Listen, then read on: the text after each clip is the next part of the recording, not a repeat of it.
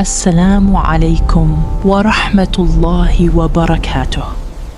Imagine losing your wealth, your family, and your health, yet still saying Alhamdulillah. That was Hazrat Ayyub alayhi salam.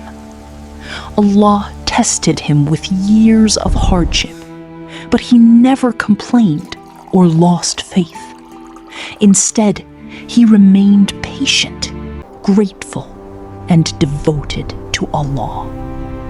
At last, he turned to Allah with a sincere dua, and Allah healed him completely, restored his blessings, and rewarded his unwavering patience.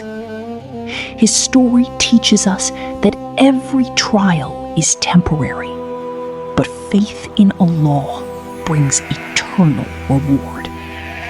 Whatever you're facing today, hold on to Sabr.